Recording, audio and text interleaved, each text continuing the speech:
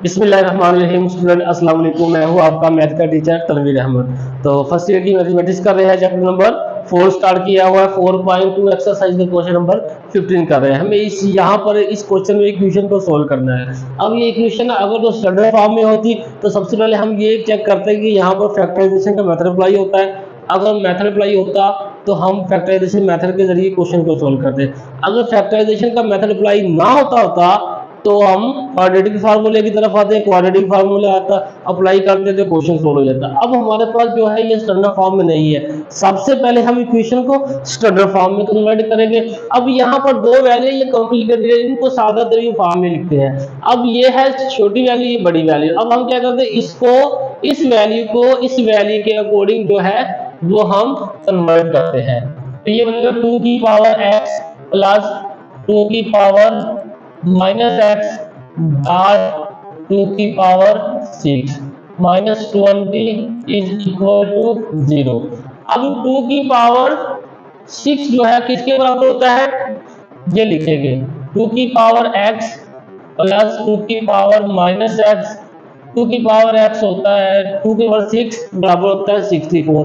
कैसे होता है, देखिए हम 2 क्रॉस 2 क्रॉस 2 क्रॉस 2 1 2 3 4 5 और ये 6 2 to the 4 4 to the 8 8 to the 32 2 the 4 4 to the 8 16 16 to the 32 और 32 to the 64।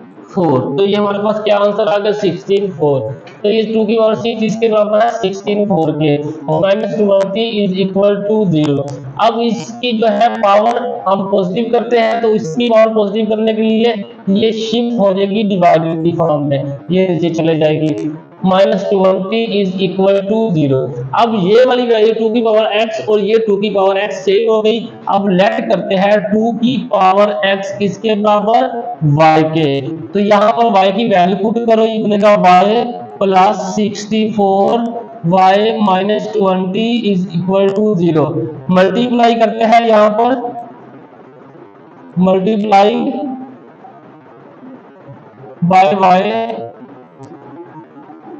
On both side, दोनों तरफ हम मल्टीप्लाई करते हैं y से।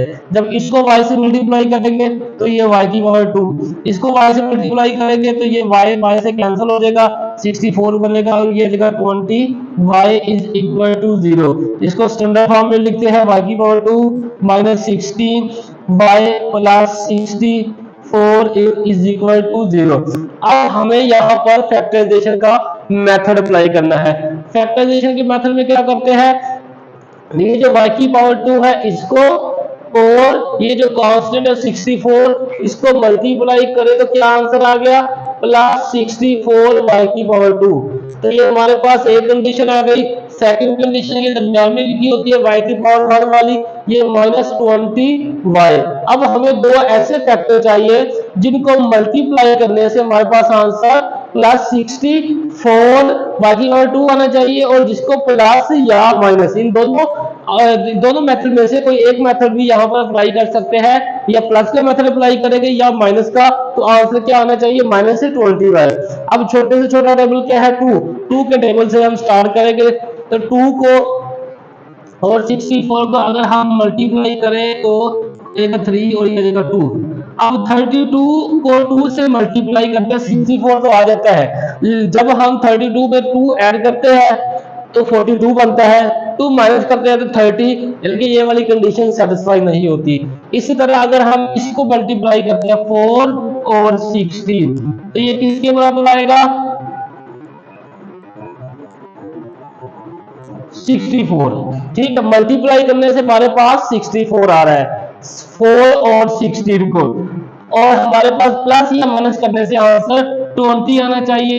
अगर मैं दोनों के साथ माइनस लगाता हूं तो ये प्लस आएगा, यहाँ y लगा दिया, यहाँ y लगा दिया तो ये y की पावर 2।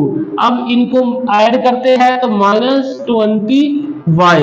ये 20y कैसे आया, क्योंकि हमें पता है कि जब भी दो वैल्यू के साइन जो है वो सेम होते हैं वहां पर हमेशा एडिशन का अमल होता है और साइन वो लगता है जो वैल्यू के साथ लगा हो। यहाँ दोनों वैल्यू के साथ माइनस का साइन लगा था तो यहाँ माइनस लगा दिया और दोनों को ऐड किया, ये 20y आ गया, मल्टीप्लाई किया तो प्लस 64 y की पावर 2 आ गया। अब ये जो 20 है, 20 की जगह पर ये जो दो फैक्टर है वहां ये लिखेंगे, क्योंकि इन दोनों का सम 20 के बराबर है तो हम 20 की जगह पर इनके फैक्टर लिखेंगे, y की power 2 minus 4y minus 16y और ये ऊपर लिखा हो प्लस 64 और इज इक्वल टू 0। पहली दो वैल्यू में से क्या चीज कॉमन आ रही है, y, तो यहाँ क्या बचेगा, y की पावर 2 में से एक y की पावर 1 बाहर कॉमन आ चुका तो अंदर y बचेगा। अब 4y में से y बाहर कॉमन आ चुका है तो अंदर 4 बचेगा। अब नेक्स्ट टू वैल्यू में से हम क्या करते हैं, माइनस 16 कॉमन लेते हैं, 16y में से 16 कॉमन आ चुका है तो अंदर y बचेगा, माइनस कॉमन आ गया, अब प्लस है तो यहाँ माइनस लगेगा। क्यों लगेगा, जबकि जब हम माइनस कॉमन लेते हैं तो ये लास्ट वैल्यू का जो साइन है वो चेंज हो जाता है, ये प्लस है तो माइनस में शिफ्ट हो जाएगा। अब यहाँ पर क्या करेंगे, ये 4 लगा देंगे और इस क्योंकि 16 को हम 16 को 4 से मल्टीप्लाई करेंगे तो 64 बनेगा और इज इक्वल टू 0।